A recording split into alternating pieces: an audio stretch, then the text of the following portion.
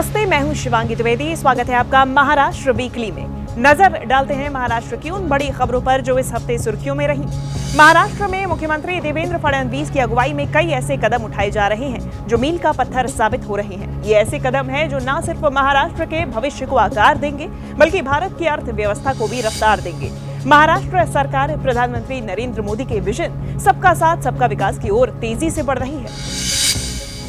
मुंबई के रमाबाई अंबेडकर नगर और कामराज नगर में झोपड़पट्टी पुनर्विकास प्रोजेक्ट के पहले चरण का भूमि पूजन हुआ। इस प्रोजेक्ट में 4,345 नए घर बनाए जाएंगे। मुख्यमंत्री देवेंद्र फडणवीस ने कार्यक्रम का शुभारंभ किया। मुख्यमंत्री के साथ उप मुख्यमंत्री एकनाथ शिंदे और उप मुख्यमंत्री अजित पवार भी मौजूद रहे।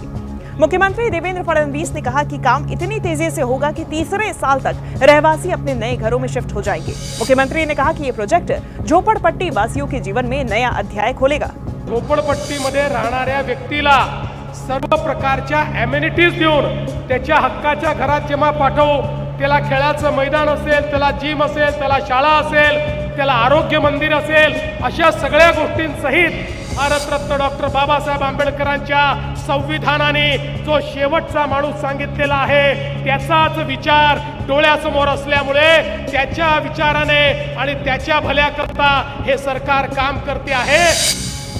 मुख्यमंत्री देवेंद्र फडणवीस ने सोलापुर और मुंबई के बीच नई विमान सेवा का शुभारंभ किया। मुख्यमंत्री ने कहा, इससे सोलापुर के उद्योग, व्यापार और पर्यटन को नई गति मिलेगी। मुख्यमंत्री ने बताया कि आने वाले समय में सोलापुर एयरपोर्ट पर नाइट लैंडिंग की सुविधा और बोइंग विमान की सेवा भी शुरू की जाएगी। राज्य सरकार ने केंद्र की RCS योजना के तहत 18 करोड़ रुपए की आर्थिक सहायता दी है। मुख्यमंत्री ने कहा, ये कदम क्षेत्र के आर्थिक विकास और रोजगार में नई ऊर्जा भरेगा।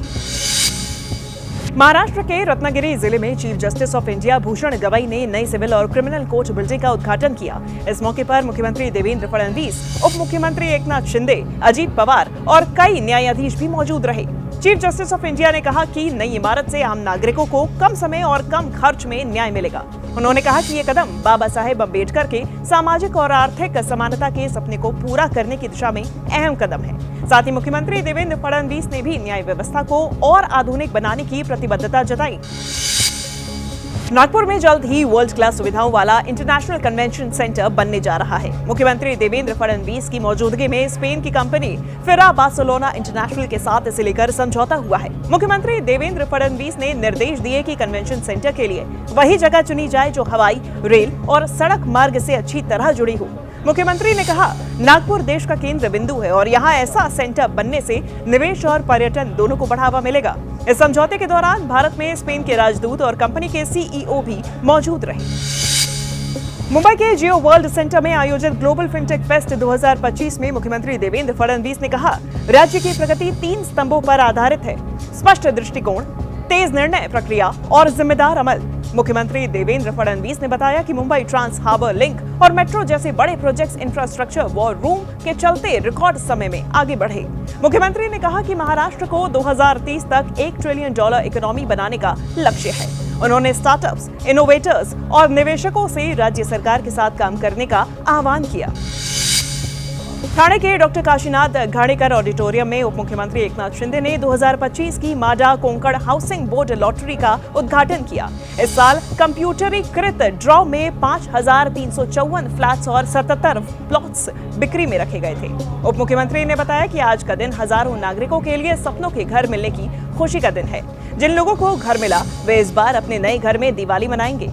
कार्यक्रम में उप मुख्यमंत्री एकनाथ शिंदे ने कहा कि महाराष्ट्र अगले 5 सालों में 50 लाख करोड़ के निवेश आकर्षित करेगा। महाराष्ट्र सरकार ने राष्ट्रीय स्वास्थ्य मिशन के 50,000 कॉन्ट्रैक्ट कर्मचारियों को बड़ी राहत दी है। स्वास्थ्य मंत्री प्रकाश अंबेडकर ने बताया कि कॉन्ट्रैक्ट कर्मचारियों के मानदेय में 15% की वृद्धि को मंजूरी दी गई है। ये बढ़ोतरी जून 2025 के वेतन से लागू होगी।